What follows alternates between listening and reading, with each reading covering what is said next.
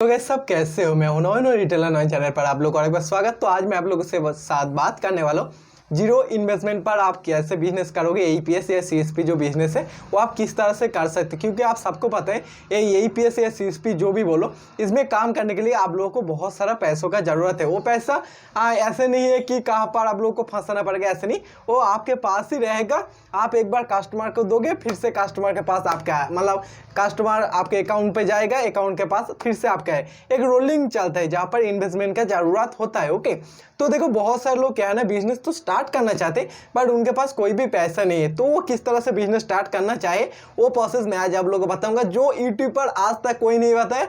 ये आपको आज तक किसी भी जगह से सुनने को ये चीज़ नहीं मिलेगा जो मैं आप लोग को बोल रहा हूँ। वीडियो के एंड तक देखो, उसके बाद आप कमेंट के आके मतलब कमेंट पे आके बता सकते हो कि हाँ भाई ये चीज़ मेरे को पहले बताया था या आपने पहले इस चीज़ों के बारे में बताया।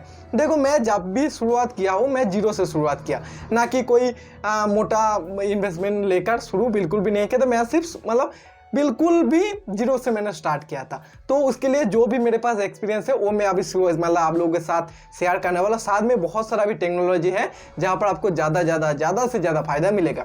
तो सबसे पहली बात आप लोग को एक इम्पॉर्टेंट नोटिस देना चाहूँगा कि अभी एईपीएस में बहुत ज़्यादा दिक्कत चल रही है। तो अभी आप अगर न्यू एईपीएस बिजनेस स्टार्ट करना चाहो तो नॉर्मली जो एईपीएस ऐप है इसमें बिल्कुल कोशिश करो ना लेने की। आपको अगर लेना है सीएसपी एईपीएस में आप काम करना चाहो तो Airtel payment bank, Paytm payment bank, इस तरह का जो पेमेंट बैंक का सीएसपी है उस तरह टाइप का सीएसपी ले। या अगर आपका किस्मत बहुत अच्छा है तो आप किसी फिजिकल जो बैंक होता है, जो नॉर्मली बैंक होता है, उस बैंक में जाके भी ट्राई कर सकते हो सीएसपी लेने के लिए। बट अगर उस बैंक में ज़्यादा से ज़्यादा आप लोग को सीएसपी नहीं मिलेगा तो आप नॉर्मली कोई भी पेमेंट बैंक के सीएसपी ले सकते हो। मैं आप लोग को रिकमेंड करूंगा आप एयरटेल पेमेंट बैंक के सीएसपी ले लो। यहाँ पर काम भी बहुत बढ़िया, सर्विस बहुत बढ़िया, यहाँ पर खुद का सर्वर है, खुद का बैंक है, खुद का आप लोगों को डिस्ट्रीब्यूटर में मिल जाएगा, स्टोर मिल जाएगा, जहाँ पर आप लोगों को बहुत सारा सिस्टम एक्स्ट्रा फैसिलिटी बहुत कुछ मिल जाएगा। क्योंकि आप लोगों को पता है पुरुलिया डिस्ट्रिक्ट से जो साइबर सेल का अधिकारी है उन्होंने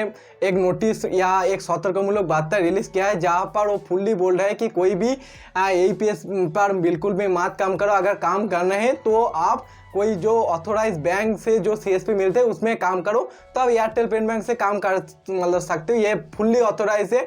और वो लोग डायरेक्ट बता रहे कि पाइस मनी इस टाइप का नाम लेकर भी बोल रहे हैं कि इसमें काम ना करो, क्योंकि वहाँ पर हिंद पे के टाइप हिंद पे बोल के एक कंपनी है जिन्होंने बहुत ज़्यादा फ्रॉड किया, बहुत सारा फ्रॉड किया। तो जिसके लिए ये सारे जो अच्छे कंपनी है इसका भी नाम जोड़ दिया गया है। तो आप सोच सकते हो बाद में जो एईपीएस कंपनी इसमें बहुत ज़्यादा दिक्कत आ सकते। तो मैं आप लोगों को बिल्कुल भी अभी रिकमेंड नहीं करूँगा कि आप नॉर्मली जो एईपीएस कंपनी है उसमें काम करो। मैं आप लोग को रिकमेंड करूँगा अभी से कि आप लोग कोई भी पेमेंट बैंक या सीएसपी लेकर काम करो जहाँ पर नियरेस्ट पर ऑफिस हो, नियरेस्ट डिस्ट्रीब्यूटर हो, ना आप सपोर्ट मिले और एक ऑथोराइज्ड हो। ओके, तभी आप काम करो। क्या कभी दिक्कत आ जाता है तो बहुत ज़्यादा मैंने सोचा था ये जो नोटिस निकल के आया है या सतर्कमूलक वार्ता, इसके ऊपर एक वीडियो किया जाए। बट हाँ, उसके लिए बहुत ज़्यादा दिक्कत है क्योंकि दिल में बहुत सारा सवाल है जो मैं बोलना चाहता हूँ। बट क्या है ना, ये बहुत ज़्यादा दिक्कत वाली चीज़ है और ये सही में हो रहा है। बट एक पाइस मनी पे नियर बाय, ये बहुत अच्छा कंपनी है, इसका नाम यहाँ पर इंक्लूड किया गया है, जो कि बहुत ही ज़्यादा खराब लगा क्योंकि मैं खुद पाइस मनी से 2 साल से काम कर रहा हूँ, आज तक कोई प्रॉब्लम नहीं हुआ है। तो फिर भी इस सारे कंपनी का नाम है और जिसमें प्रॉब्लम होता है वो सारा कंपनी का नाम यहाँ पर नहीं है, तो खराब लगते हैं। पर उसके ऊपर मैं नहीं जाऊँगा, उसको बिल्कुल साइड करूँगा। अभी आप लोग अगर सीएसपी लेना चाहते हो तो पेमेंट बैंक का सीएसपी लो, या अगर आपको किस्मत अच्छा है तो आप ट्राई करके देख सकते हो कोई भी फिजिकल बैंक का सीएसपी, तो उसमें ही काम करो। ओके, वरना कब अगर दिक्कत आ जाते है तो तब बोलेंगे हमने ऑलरेडी आपको सतर्कमूलक वार्ता दिया था, फिर भी हम लोगों ने कोई सुना नहीं था। तो आप झेलो, कोई अगर दिक्कत बाद में आता है तो उसके ऊपर नहीं जाएंगे। तो आप जीरो इन्वेस्टमेंट पर मतलब बिजनेस कैसे करोगे।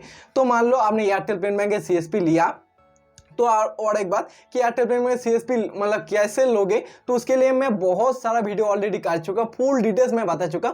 आप उसको जाके देख सकते हैं, वीडियो के एंड पर आप लोग को मिल जाएगा, आप जाके देख सकते हो और एयरटेल पेमेंट बैंक के सीएसपी ले सकते हो। हालांकि मैं एयरटेल पेमेंट बैंक के सीएसपी नहीं देता, ये ऑनलाइन प्रोसेस नहीं है। ऑनलाइन पर किसी को भी एक पैसा सेंड बिल्कुल भी मत करना क्योंकि ऑनलाइन प्रोसेस नहीं है, ये आप लोगों को फुल्ली ऑफलाइन प्रोसेस है। वीडियो को जाके देखो, फुल डिटेल्स आप लोगों को पता चल जाएगा। अब मैं बात कर रहा हूँ जीरो इन्वेस्टमेंट, आपके पास कोई भी इन्वेस्टमेंट नहीं है, आपके पास जो मोबाइल है वही पे काम कर सकते हो। अगर बायोमेट्रिक डिवाइस भी नहीं है फिर भी डिस्ट्रीब्यूटर से एक बायोमेट्रिक डिवाइस ले सकते हो। जब एयरटेल ले लोगे एयरटेल की CSP तो बोलना डिस्ट्रीब्यूटर को मेरे को एक डिवाइस जुगाड़ करके दो, मैं कुछ दिन बाद पैसे दे देता हूँ। तो ज़रूर अगर वो डिस्ट्रीब्यूटर जेन्युइन होगा, सही होगा, तो ज़रूर आपको दे देंगे, इसके लिए कोई टेंशन वाली बात नहीं। आप बात कर लेते हैं जो इन्वेस्टमेंट लगता है, तो इन्वेस्टमेंट जो चीज़ पैसा लगता है ये ऐसा नहीं कि डूब जाएगा, फंस जाएगा, ऐसे बिल्कुल भी नहीं है। क्योंकि आपके पास जो कस्टमर आया उसका पैसा आपने विड्रॉल किया, उसको कैश दे दिया, उसका जो पैसा वो आपके बैंक पे आ गया, उस बैंक का जो पैसा वो आपने डिस्ट्रीब्यूटर से या ATM से विड्रॉल करके फिर से आपके पास कैश आ गया। एक राउंड प्रोसेस होता है जहाँ पर आपका पैसा का कोई जगह पर फंसने की भी जरूरत नहीं और किसी जगह पर डूबने की भी कोई ज़रूरत नहीं। आपके पैसा आपके पास है, फिर भी आप बिजनेस कर पाओगे, पर इसके लिए पैसा तो थोड़ी बहुत चाहिए। क्योंकि जब आपके कस्टमर आपके पास पैसे विड्रॉल करेगा तब आप कस्टमर को आपको कैश देना पड़ेगा, तो कैश कहाँ से आएगा? आपके पास कोई भी पैसा मान लो नहीं है। तो इसके लिए आप अगर जो लोकल कस्टमर है आपके पास आता है तो उसे नॉर्मली फास्ट जो चीज़ कि बोल सकते हो कि अभी आप पैसे विड्रॉल कर लो, अभी मेरे पास थोड़ा कैश का शॉर्ट है, ATM से पैसा नहीं ला पाया, तो इस तरह से मतलब बता सकते, इसमें कोई गलत नहीं। मैं आप लोगों को आप बोल सकते हो शाम को या दोपहर 2 बजे 3 बजे 4 बजे मैं बैंक से मतलब लेकर दे दूंगा। उसका एक अलग रजिस्टर कर लेना कि इन बंदों को मुझे पैसा देना है, तो उसके अकाउंट से आपने पैसे ले लिया, रजिस्टर में मेंटेन किया, सिग्नेचर नहीं भी कर सकते हो। उसके बाद क्या पैसा को आप बैंक से ले आया और कब उसके बाद कस्टमर को दिया। कस्टमर को बोलना कि आप 3 घंटे बाद या सुबह अगर पैसे विड्रॉल किया तो शाम को आ सकते हो, दोपहर 2 बजे 3 बजे अब आ सकते हो, तब आप पैसा ले जाना।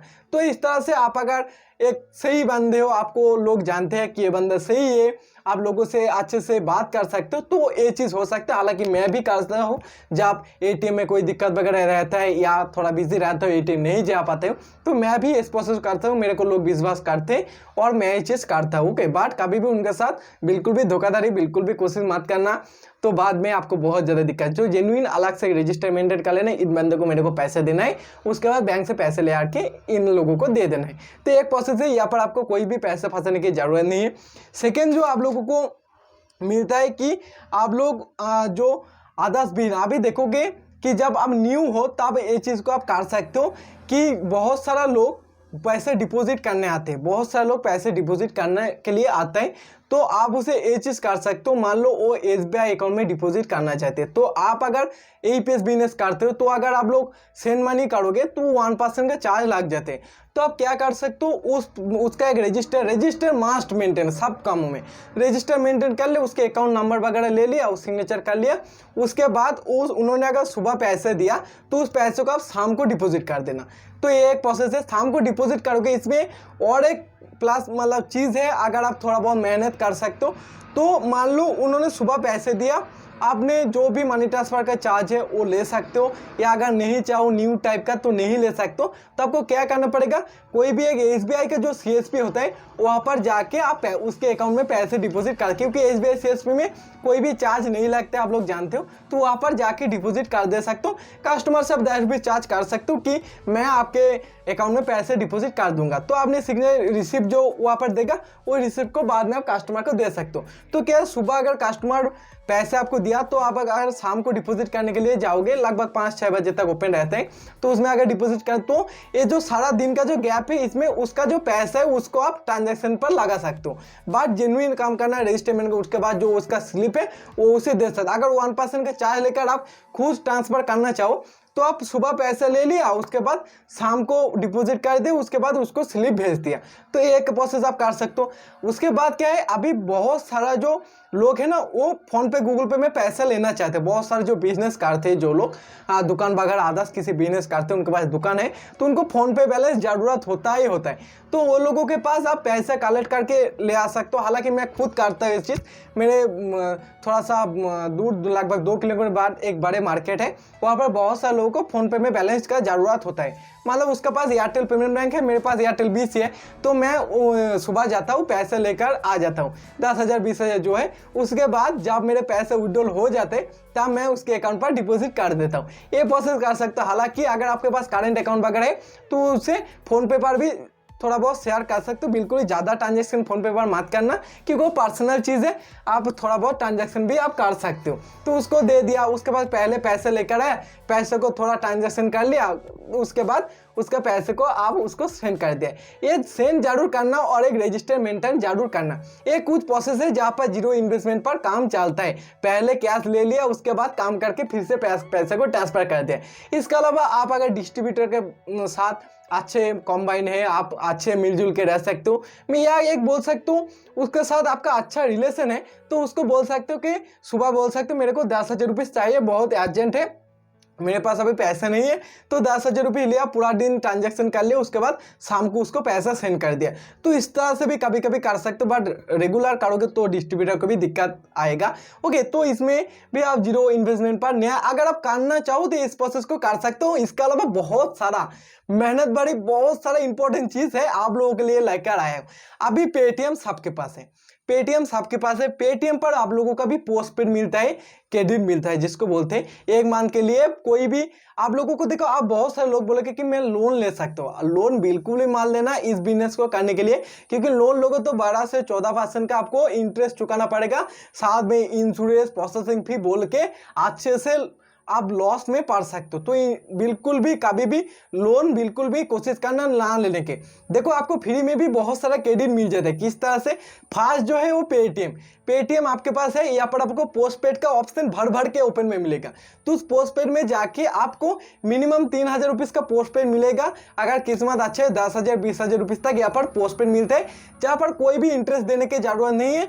आप लोग 1 महीने तक पैसों को यूज़ कर सकते हो, उसके बाद उस पैसे को नेक्स्ट मंथ चुका सकते हो, कोई दिक्कत वाली बात नहीं। बट जो डेट है उस डेटों के अंदर आप लोग को चुका देना होगा, तब कोई भी आपको एक्स्ट्रा फीस नहीं देना पड़ेगा। अगर 3,000 का पोस्टपेड मिला तो 3,000 ही आप ले सकते हो। इस पैसे को आप लोग बोलोगे कि पोस्टपेड का बैलेंस तो हम सिर्फ रिचार्ज इलेक्ट्रिसिटी बिल वगैरह करते हैं, तो वो भी आप कर सकते हो, कोई दिक्कत नहीं, क्योंकि आपके पास तो उस टाइप का भी कस्टमर आता है। साथ में इस पैसे को आप डायरेक्ट मर्चेंट पर सेंड कर दे, किसी जिसके पास पेटीएम का मर्चेंट है उसके पास से आप कैश ले सकते हो।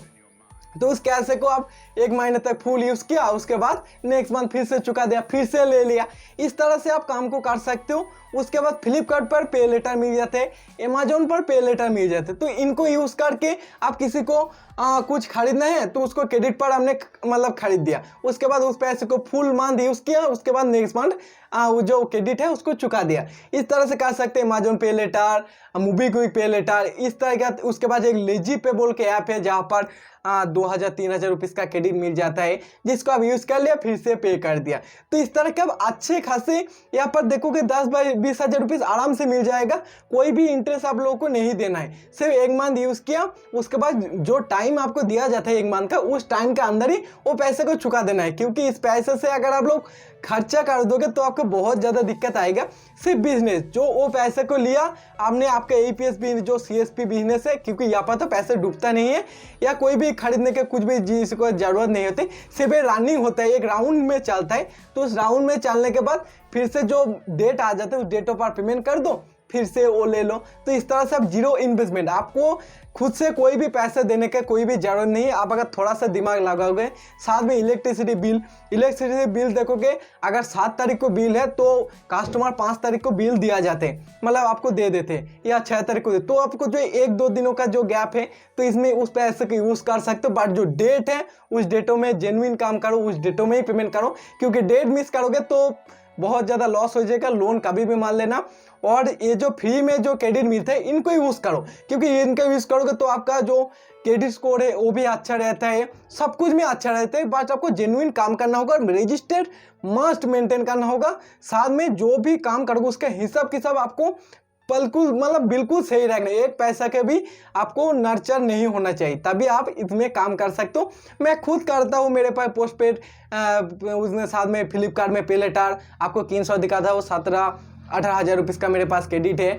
फ़ोन पे ये इस तरह का पेटीएम पर है, मैं यूज़ करता हूँ। जब मेरे पास पैसे नहीं होता तो मैं इनके यूज़ करता हूँ, फिर से पे कर देता हूँ, क्योंकि यहाँ पर पैसे का कोई दिक्कत नहीं है, सिर्फ यूज़ करने को पैसे मिल जाते हैं। ओके, तो आप इस तरह से काम कर सकते हो। बहुत सारा तरीका है, बट काम जेन्युइन करना होगा आप लोगों को। और एक चीज़ बता दिया, अभी अगर काम करो तो एक जेन्युइन कोई बैंक सीएसपी लेकर काम करो, ना कि एईपीएस में काम करो। अगर कर रहे हो तो अलग बात है, आप थोड़ा सा संभल के काम करो। बट मैं आप लोग को अभी से रिकमेंड करूंगा कि आप कोई भी पेमेंट बैंक या कोई भी